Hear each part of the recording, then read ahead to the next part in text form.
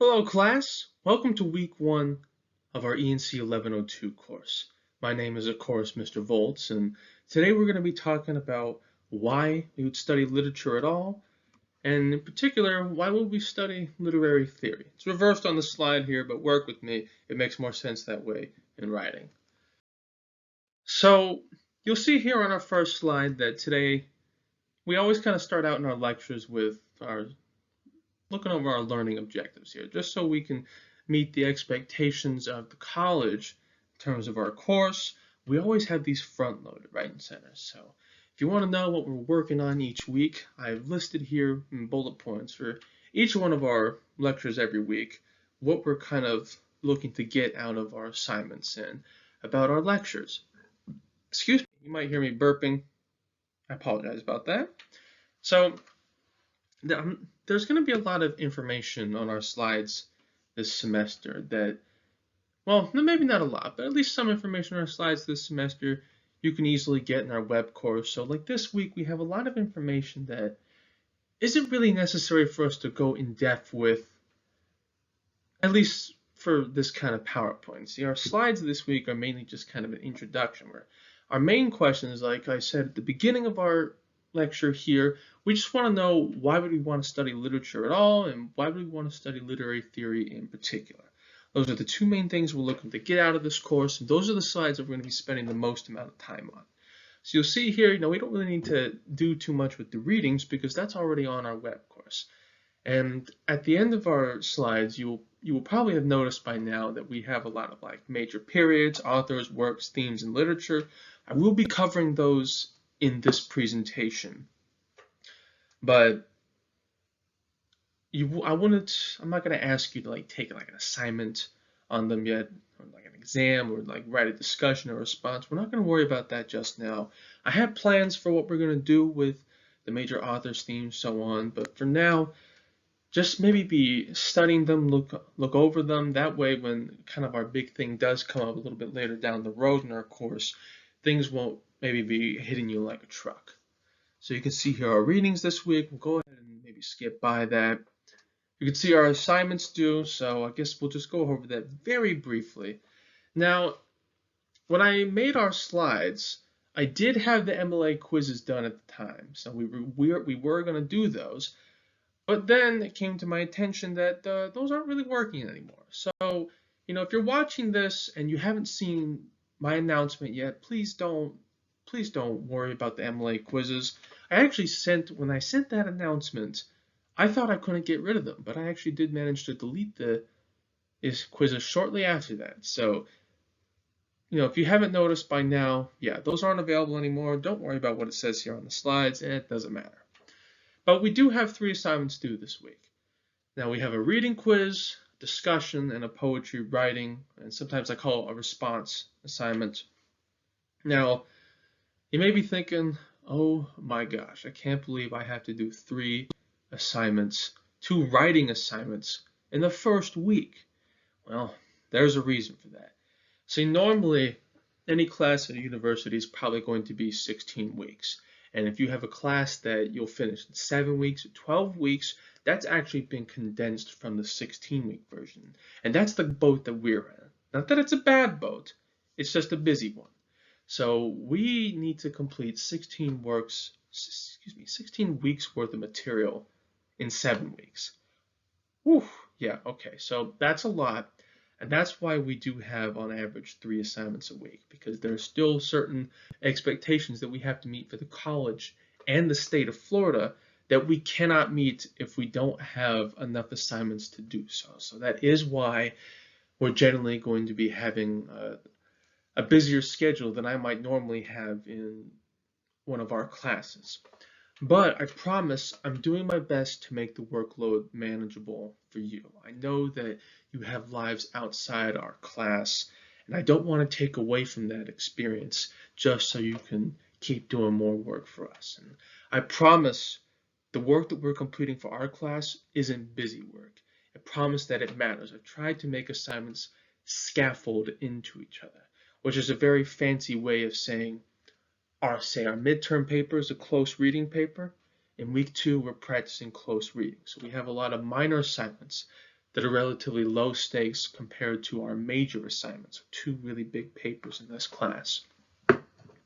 So if you want the directions for these assignments and you haven't looked at them yet, please go onto our web course. You can find them under quizzes for the quizzes, discussions for the discussions, assignments for all of our assignments.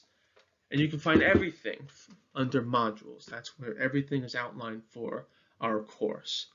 I don't have license, I just got little itches here. This should be doing some cool spinny things, but it doesn't look like that's happening right now, so that's a bit unfortunate. But this is really the bulk of what we need to know for this week. So we're posing this question of why study literature.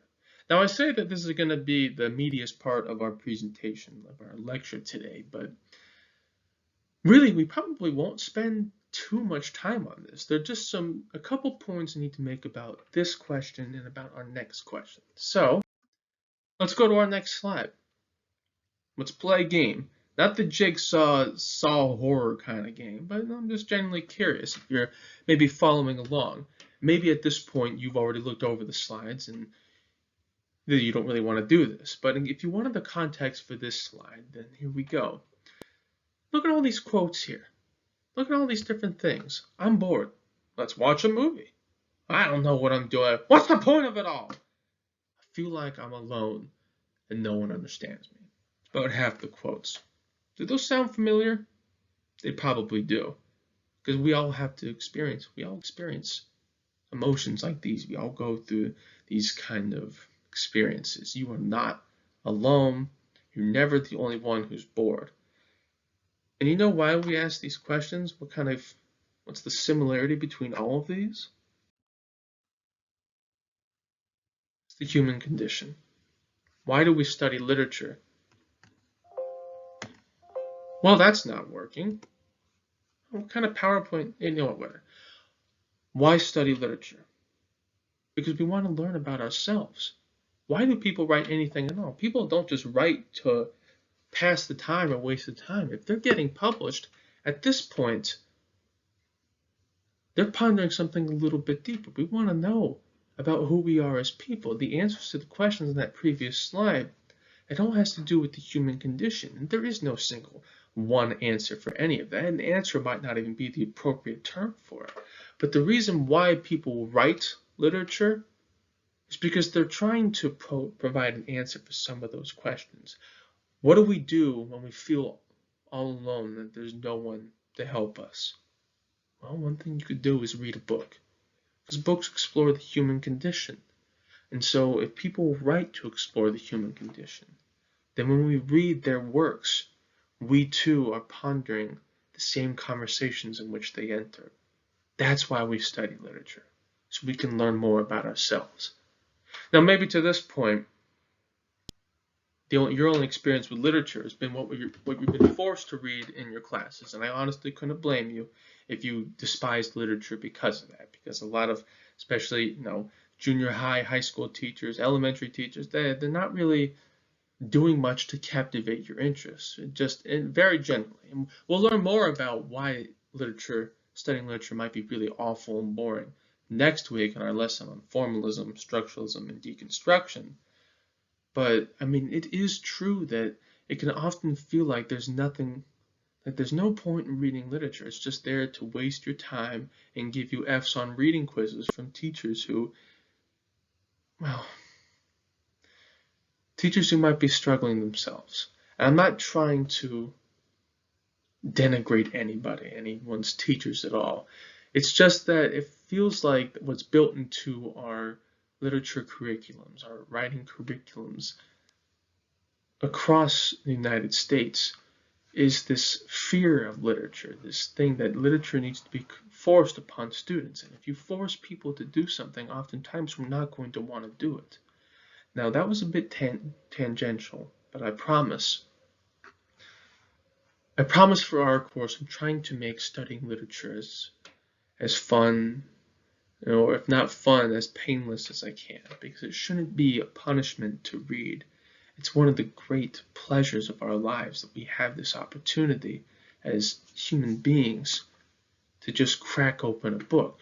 A lot of our favorite TV shows and movies, those are based off of books. And they wouldn't be nearly as good as they are, those movies, those television shows, if not for the source material from which they came. So, that leads us to our second question. Why study literary theory? Well, we got maybe a couple reasons for that. Maybe at this point, you might not be too familiar with literary theory.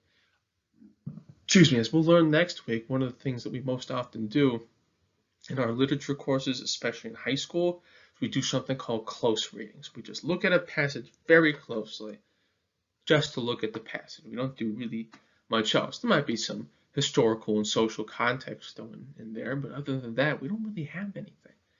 Well, let's get into maybe why studying literary theory is important.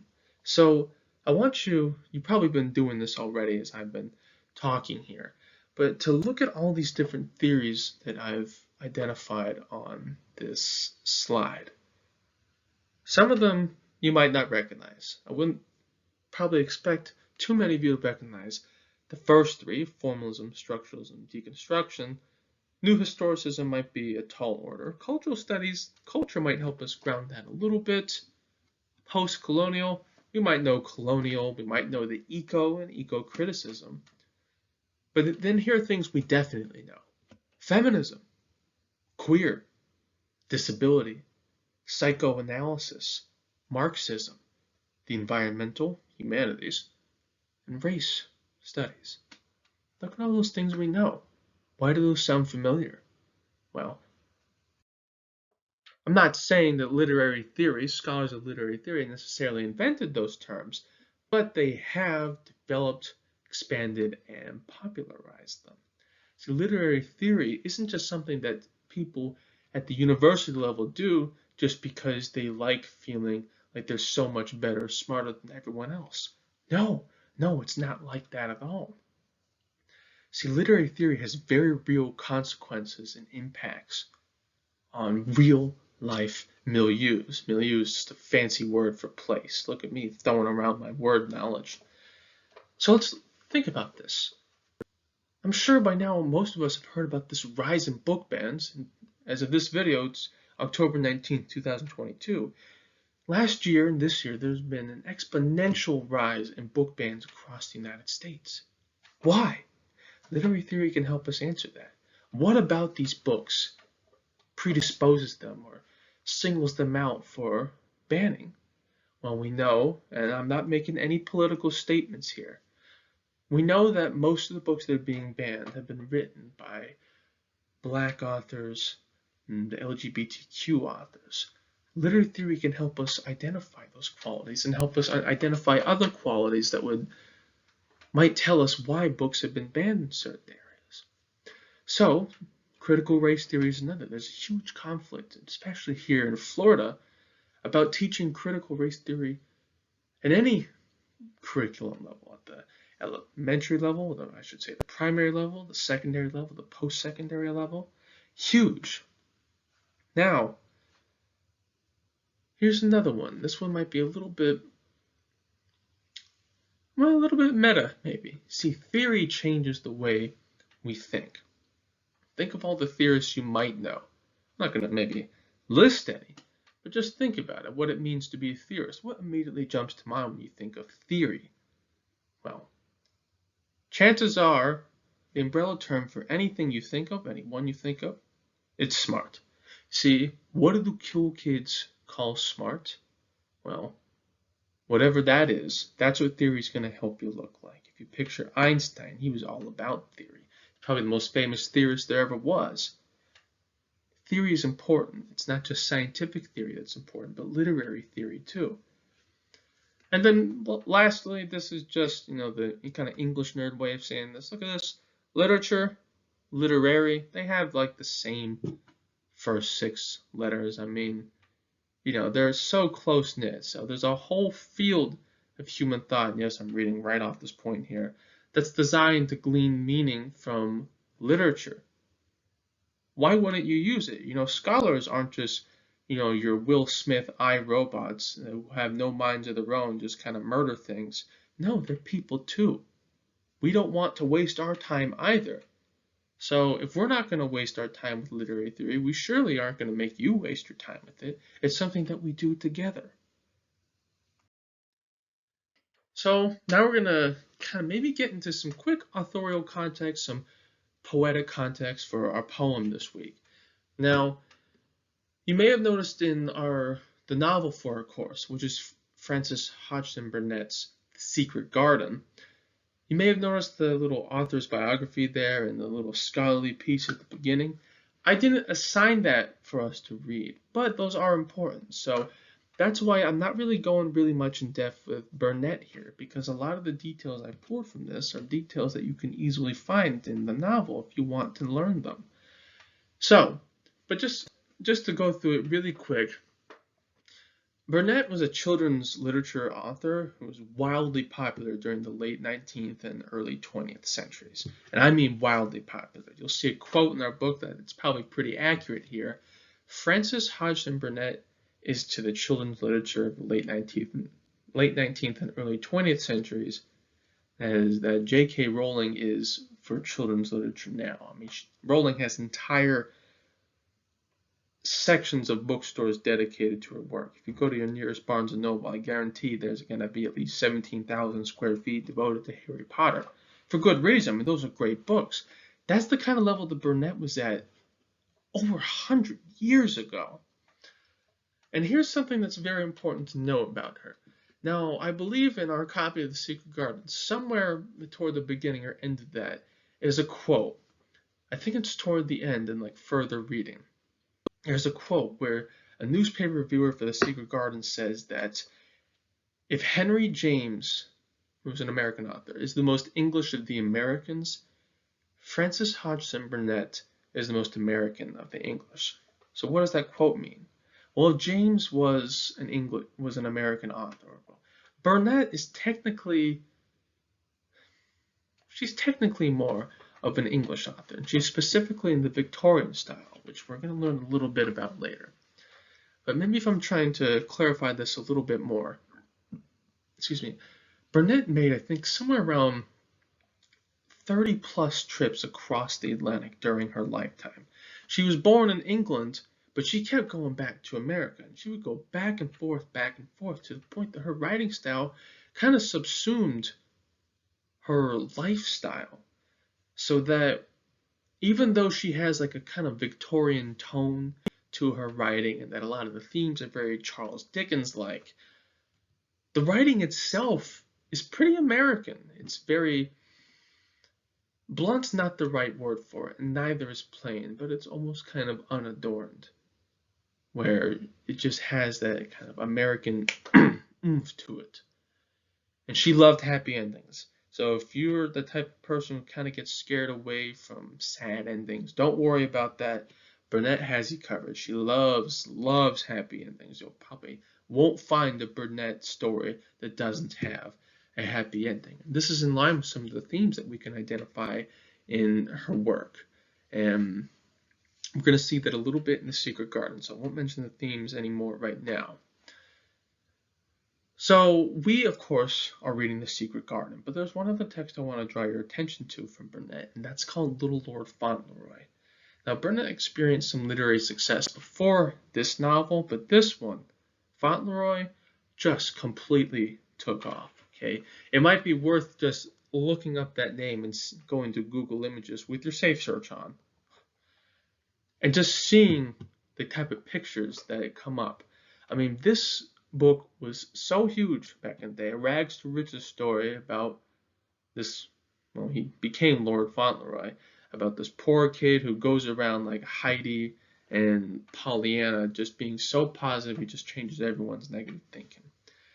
And this book was so popular that parents actually across like the world dressed their kids up like little dandies with their spaghetti straps and lederhosen, and they all looked ridiculous. But that's how popular this book was, that it managed to change the wardrobe code for an entire generation of children.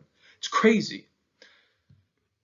And The Secret Garden, like any work of literature, reflects Burnett's own experiences. Remember, she, like anyone else, was a complicated person. So she held both progressive and conservative views. So on the one hand, some of the things you might read here are progressive. And on the other hand, this book is very much a product of its time, 111 years old as of this recording. So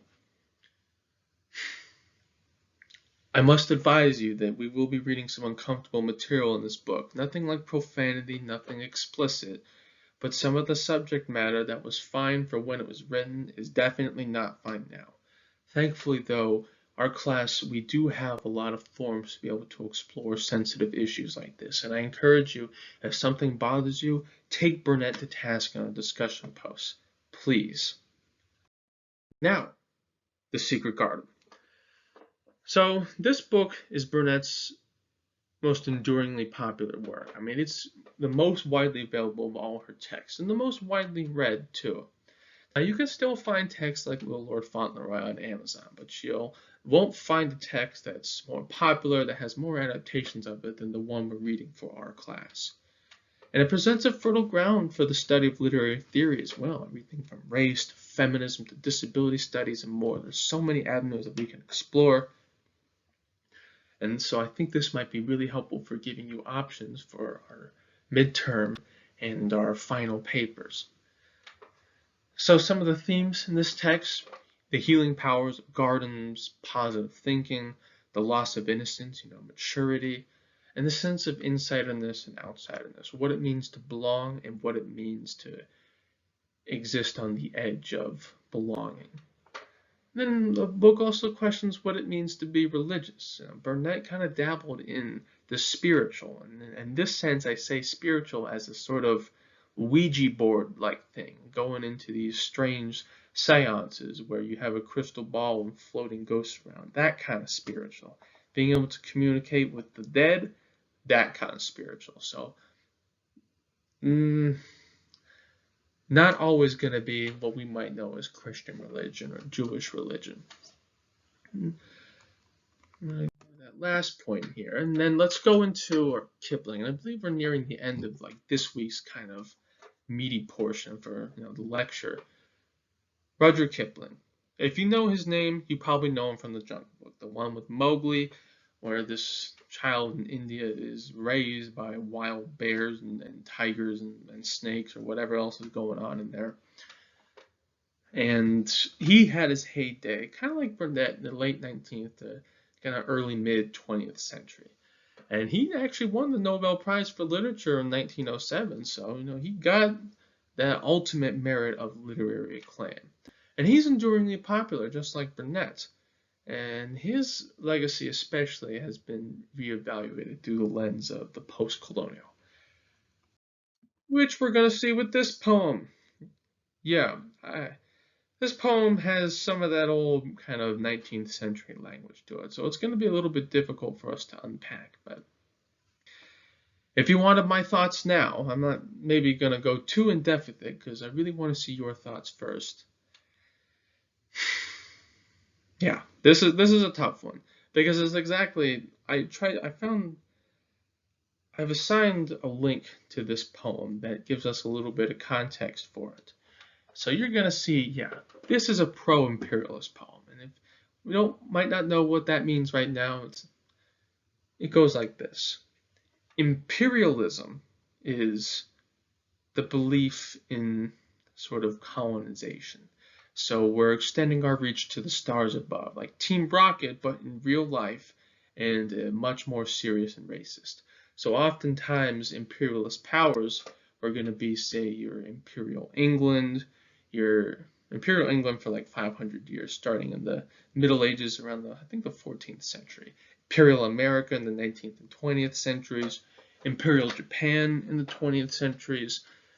A lot of examples of imperialism. And while imperialism itself was not uncommon, well, I guess it's not really uncommon to say that many of our imperial powers were of nations that were traditionally comprised of a majority white population. And Kipling specifically connected the idea of imperialism to the idea of whiteness. That whiteness signified something that was ideal, something that we should strive toward. And so whiteness became more than a skin color, it became more than identity became like a way of life. It became something that was so far beyond a mere color of one's flesh. And that's a problem. And that's why I've assigned this poem, because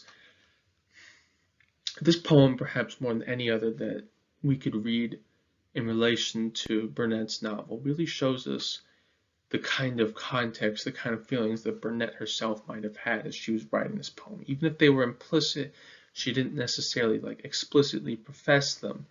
These same themes that are in Kipling's poem are in Burnett's novel.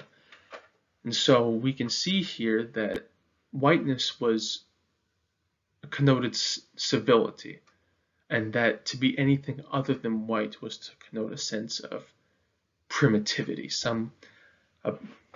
A non-white population, like say the Philippines for the United States of America, they were meant to be uplifted. They weren't capable of self-government.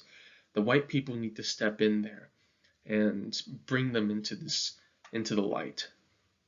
So that's why Kipling specifically calls this the white man's burden. It is the white man's burden to uplift and civilize. That is a quote from Theodore Roosevelt. To uplift and civilize non-white peoples. So while you're reading Kipling's poem this week, and especially while you're reading Burnett's novel, I'd like you to think about why we're reading Kipling's poem, in addition to what I've spoken about here, and what his poem tells us about the India that Burnett depicts in The Secret Garden. Now, it's critical to note that Burnett's India is not a reflection of actual India. It's only how Burnett portrays it that's very critical. So it's not the India in The Secret Garden, it's India that Burnett depicts in The Secret Garden. That's a very important distinction that we have to keep in mind when we're reading this novel, and for Kipling when we're reading his poem. So that concludes the lecture portion of our class, of our presentation this week. But now it's time to get into the major periods. So we have a lot to cover here, and I don't necessarily want to go into everything in a lot of detail, because this presentation is already kind of getting on the longer side as it is. But let's just go through each one a little bit more broadly. So the classical, Greek versus Roman. So I'm sure you know the Greek names, Sophocles, Aristotle, Homer, and I've tried to mostly line up the major works in literature with the authors in order. So Sophocles wrote Oedipus Rex, Aristophanes, Lysistrata, so on. But it's not always like that. So, if you're looking over this on your own, maybe getting ready for a potential exam, wink, wink, I encourage you to look up the text first, just so you don't necessarily associate, say, one text with an author who didn't actually write that text. So Greek's comedy, tragedy, most stories nowadays, as we've evolved from the classical form, are tragicomedies. So they're a mixture of the funny and the satirical and the morose, the melancholic. And we can also see the Romans here, fate, piety. Now, one thing to note is that I definitely did not list every author, every work, every theme for every period. I did list all the periods, but not the author's themes or the works in each period, only a handful, because if we did that, these slides would never end. So I've only chosen a few. So that's not to say that these are the only major authors in either period, the only major themes or works, just a few that I've singled out for us to really look at. But because I've done that, if there's any author, theme, or work that's not on here, I probably won't be assessing that on any assignment in the future, because that wouldn't be fair to you to make you do more work just because I didn't feel like putting it on the slides. So most likely what we're going to have for a potential assignment assessing this in the future, these periods, is what we're just going to see on these slides. So the medieval period, this period goes from about the late 400s CE, Common Era, to about the mid 1400s CE, so about 1,000 years, and it's really split up into two periods, Old English and Middle English. Now, a lot of Old English scholars, generally on the earlier side of the medieval period, you're going to be focusing more on language. So, and before I maybe go on with that, and generally on the latter half of the medieval period, we're focusing more on the literature, the texts themselves.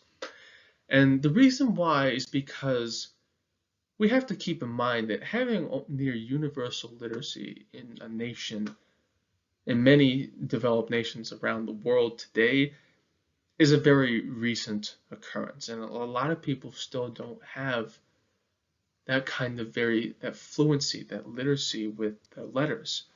And so if it's like that for us now, you can imagine what it was like for people back then when only the most privileged of people had the opportunity to gain their letters.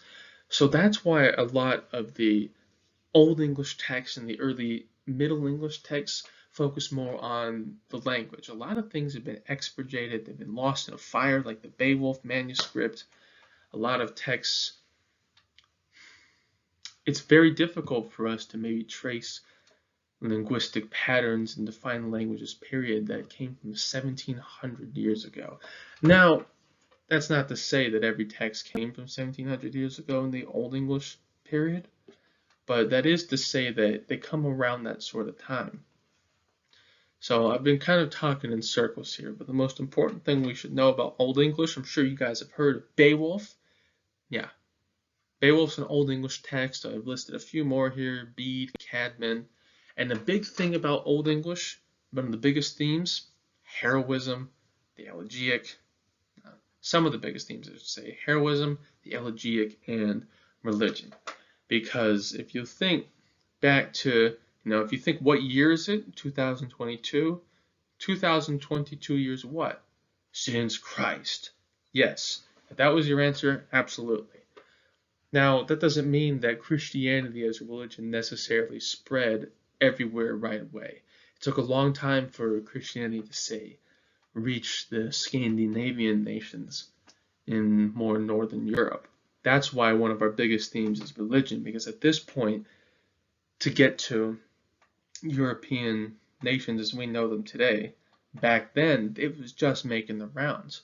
So this is huge exposure. That's why poems like Beowulf are so big on the religious symbolism and imagery, is because Christianity was such a recent influence for them.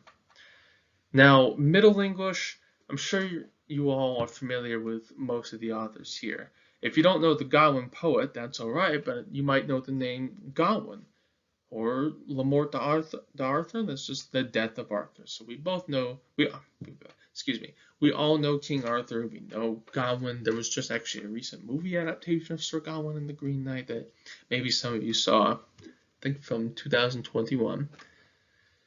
So we also have Dante. I'm sure most, if not all of us, read some part of the Divine Comedy in high school, probably the Inferno. He's Middle English. Well, I should say he's more medieval. He's not Middle English, so that's actually a bit of a mistake on my part. Dante is Italian, so he's Middle Italian. But it's the medieval period. He was coinciding with the Middle English period, so I put him there anyway. Chivalric romance, gender, faith, fantasy, heroism. Yeah, we probably don't need to worry about that right now. So then we get into the early modern period. Now, one thing I actually didn't mention here that I probably should have. Oh, darn it, won't let me go back again. Oh, well. So on the previous slide, you will have noticed that Geoffrey Chaucer, the author of the Canterbury Tales, Chaucer was one of the first, I think he might actually be the first major author to have his work put in print to be widely accessible. I think not in 1453, but somewhere around that time, the printing press was invented by James Caxton, and this invention was revolutionary. It allowed for so many more works to be widely distributed to people across Europe and eventually in other places as well. And so that really changes up the game for us. Now we have so many more resources available to us to kind of spread literature to other people who traditionally never really had access to that. So then we get into the early modern period. This is around the late 15th century going into the right about the end of the 17th century. And this is really split up into two periods itself, the Renaissance and the Restoration. The Renaissance contains at least one name that everyone has heard of, a regular Shakespeare, yes. William Shakespeare was a Renaissance author. And we often explore themes of religion, gender, sexuality, and of course more. Some of our most enduring works being Paradise Lost, which many people have probably heard of, and Hamlet, and any of the other 17,000 plays that Shakespeare wrote. Then we have Restoration. This one's a little bit more obscure for maybe those of us outside of the academia. Normally, and this just contains, the authors Aphra Behn, who's actually the first woman author, female author I've listed here on our slides, because as we probably know, women traditionally, only the most educated of women had access to their letters, so to an education that would give them literacy. So it's much more common, of course, to find male authors than it is to find female authors. Not to say that you can't find some. So, there, for instance, one of our medieval authors is Marie de France, a French author, I believe, of the 14th century, who wrote poems about kinky werewolves. So, that's always something. Let's see here. Aphra Behn, she's a female author. She wrote Orinoco. Now, shouldn't come as a surprise that Aphra Behn is a white woman. And Orinoco is what she calls a true tale of a slave's narrative. And it's not exactly true. I think Orinoco there is practically Hercules, but even though he eventually does die. So, yeah, we'll do that. But we're going to move on here. 18th century, I've split this one up. I think this is the only one I split up into. No, I take it back. I split this one up into American and English. So, really, I'm sure most of everyone here knows, we celebrate Independence Day in the United States of America on July 4th, 1776. That's the day that we officially became the United States of America. So that was about 250 years ago. So what does this mean for our literature? Well, it means that we haven't really established an identity for ourselves yet. We're still trying to work through that. So probably the most important thing we need to know about 18th century literature in general is that this is the development of the novel. Now, it's commonly claimed that Daniel Defoe's Robinson Crusoe is the first novel. That might not necessarily be accurate. You could definitely make a convincing argument for that, but I've heard another good argument that the first novel is actually a restoration text, and it's called Phantomina, Love in a Maze. I wish I could remember the author. I'm sorry I can't, but that is actually a 1600s text. So even though Robinson Crusoe is commonly known as the first novel, it might not necessarily be that. No, I'm sorry, I might have tripped over my words a little bit. It's commonly known as the first novel, but you could make an argument that it isn't. But it is one of the most important works of the 18th century. In fact, I think it's probably, besides the Canterbury Tales, one of the most sustained works in all of English literature, really, up until this point. I mean, the book is, I think, in some mass market editions now, over 300 pages long. And that was a first. That was a huge development for literacy. In fact, once the novel comes along, the predominant form up until this point for literature, poetry, plays, I should say predominant forms, it's not that they go by the wayside, but they take a huge backseat to the novel. And one thing I did want to mention, John Milton, the author of Paradise Lost. Paradise Lost is an epic poem. John Milton killed the epic poem. Once he wrote Paradise Lost, everyone was kind of like, okay, well, I don't think we can top this. It's just that big. So we don't really see any epic poems after John Milton. Now we do see some attempts. We're going to see an author, I believe, on the next slide, if not the one after that. John Keats, poet. Maybe you might have heard of him. I think there was a movie with him like some odd years ago. He attempted to do an epic poem, Hyperion, but oftentimes the authors who do that are not really gonna be succeeding in those endeavors, because it's just, you can't not do Milton, and Milton is irreplicable. Oh, watch out! Say hi, Hammy. You're on the internet. We're trying to maybe do a little presentation here, buddy. You mind maybe not doing that, whatever it is you're doing, sweetie? Do you mind moving over a little, baby? Thank you. I know you're hungry, but this is highly unprofessional right now. Well, you're gonna be on YouTube. Okay, this is take 2. So my cat Hammy is right here next to me, but I put this up on a little ledge here. So hopefully we'll be able to get through this without any more, maybe awkward interruptions. So pretty much said everything I wanted to say about our 18th century slides. One thing to maybe mention about Phyllis Wheatley is that she is a black woman author. I think the first black woman author published in the United States, and I don't know about ever in like the history of like the world, but she's probably pretty close. And you might also hear some scraping and whining in the background. That's my puppy. So yeah, excuse me. So I have here, I've outlined 3 of the 4 19th century periods. The first, Romanticism, runs from about the very late 18th century to the kind of early mid 19th century in England. And so we might think, Romanticism, romantic, is that love? No. Romanticism is just kind of a fancy way of saying nature or the imagination. Like, ooh, you're such a romantic. Not exactly like that. We're looking more at the natural world and maybe a little bit more of the speculative. Some of our authors, like I mentioned on the previous slide, John Keats. We also have Percy Shelley, not Mary Shelley, Percy Shelley, William Blake, Samuel Taylor Coleridge. We actually have one more, maybe even 2 or 3 more 19th century slides. Sorry. And then a lot of our works here, not so much novels as we have like poetry. So Rime of the Ancient Mariner, that's Coleridge. Ode to a Nightingale, that's Keats. And then we have Blake there.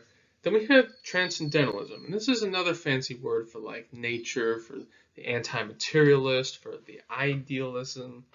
So this is a specifically American movement with Ralph Waldo Emerson, Henry David Thoreau. You might have heard of them.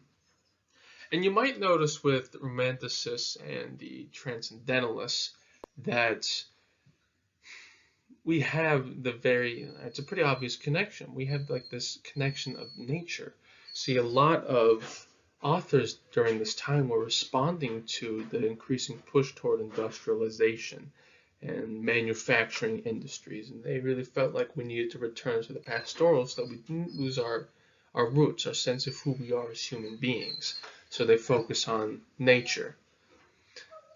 And so then we also have some American 19th century authors. I've probably listed more authors here than they have for any other period. Got a little bit carried away. But really the biggest theme for 19th century American authors is establishing what it means to be an American. We're looking for an American identity.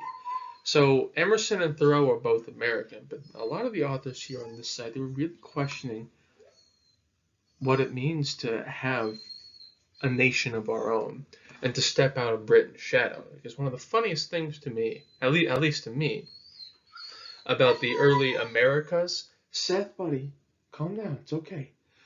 One of the funniest things to me about the early Americas is that the colonists got an entire new nation to themselves. They broke free from England, and then they just did everything that England did. And a lot of our authors are like, what are we doing here? Wow, why? We have our own country.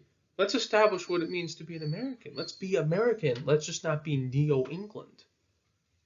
So we have some famous ones. We have our Dickinson poem, Because I Could Not Stop Death, Scarlet Letter, which many of you were probably tortured with in high school, Little Women. So 3 more periods for the 19th century. These are all specifically really English. The first is the Gothic tradition. And so this is a lot of our most famous monster stories now stem from this. So Bram Stoker, Mary Shelley, I forgot my comma there, between Shelley and Edgar Allan Poe. Sorry, me. Sheridan Le Fanu made a lot of the stories that we know. So Dracula, Carmilla, Frankenstein, The Raven, the 1,000 other Poe poems out there. We can see it's kind of like a proto-horror. A lot of the supernatural, we're investigating the reality versus the supernatural. So then we had the 19th century novel in England. So these have a lot of authors that we might have heard of in passing. So Charles Dickens, Jane Austen, the Bronte sisters, Emily Bronte, Charlotte Bronte, them. And then one more, who I'm unfortunately forgetting right now. George Eliot, Thomas Hardy. So we have a lot of different sort of themes here. Romanticism versus realism, the sentimental. These are the kind of paid by the word people, which is actually a bit of a misleading stereotype. And then we have the decadent movement. And I think you might find that a lot of literature nowadays, a lot of media in general nowadays, borrows from this idea of decadence, where we just kind of go above and beyond with sensations and the decay of standards.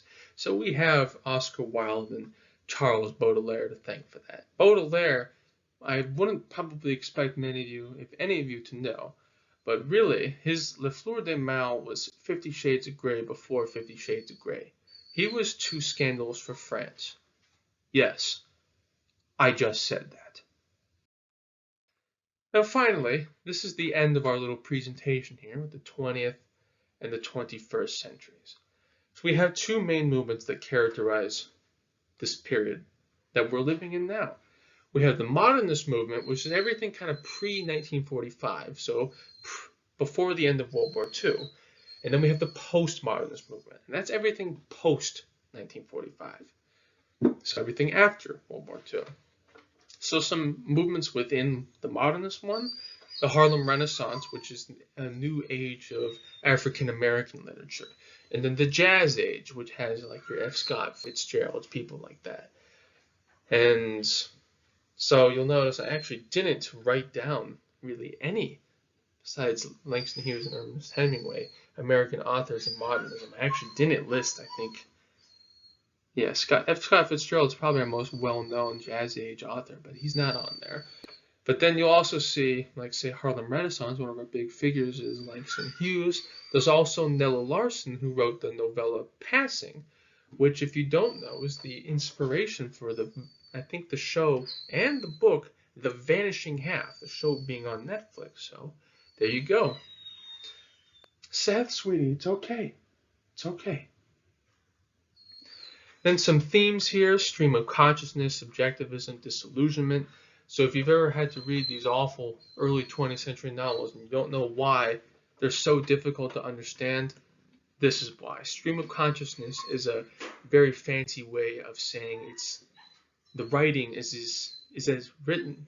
The writing is as if it's coming right from an author's head, right from the character's head. So no punctuation, no writing style to filter things for us. It's just their thoughts.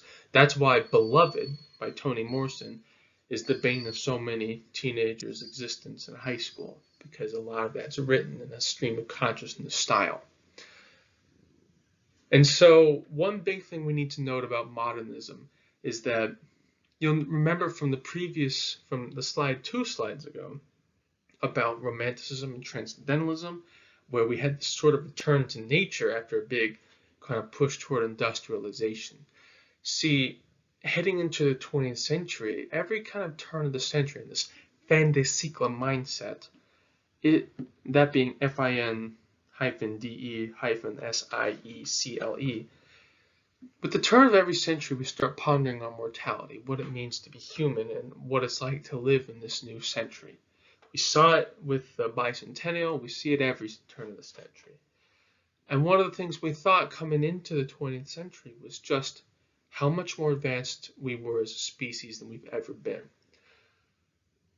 But the modernist movement questions that. You see, after World War I, everyone just looks around and they think, oh my gosh, we're still savages. We're not nearly as developed, as civilized as we thought we were. I mean, millions and millions and millions of people died in the first World War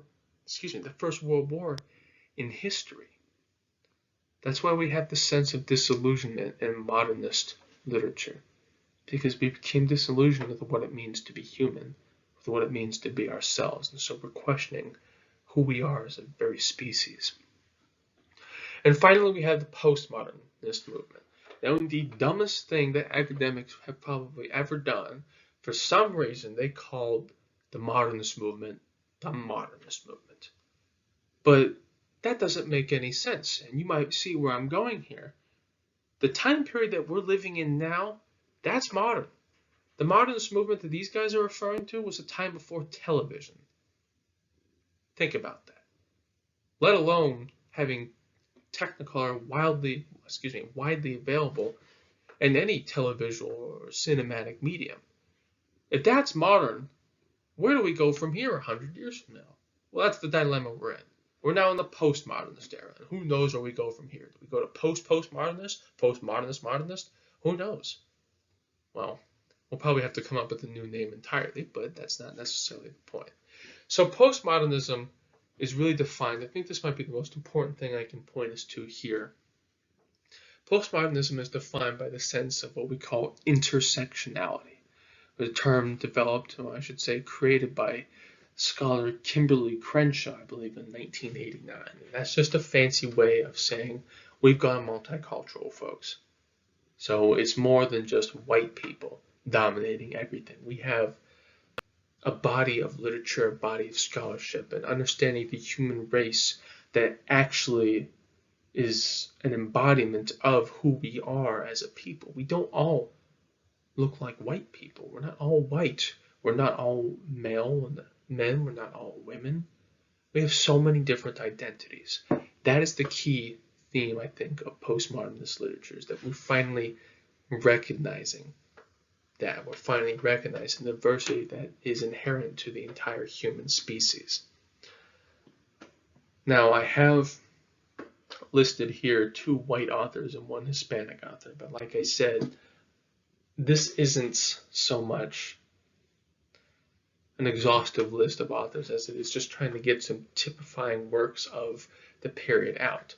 There might be no better example of postmodernist literature than Waiting for Godot, on the surface nonsensical play that only becomes so much more illuminating the more you kind of read into it, the more you read it, period. But postmodernism is a complete changing of the game for us. We are in the postmodernist period, and even though we might not all be postmodern authors, we are all feeling the effects of this movement, just as we are feeling the effects of every movement. Now, class, this is the end of this week's presentation, this week's lecture. And if you have any questions or concerns about this lecture at all, please don't hesitate to reach out. I'm happy to clear things up for you. Again, please refer to the beginning of these slides for announcements and some expectations for our course. And in terms of the periods, major periods, authors, themes, and works of literature, don't worry about learning all of this right now. I'm just going over it now. And we'll be maybe talking about this more in the future. But for now, just know that this resource is here for you from when we eventually, maybe, wink, wink, nudge, nudge, are looking to take an assessment on this stuff later in our course. Thank you so much for watching this video. I can't wait to read your assignments this week. I'm so excited to study literature with you. And I'll see you next week.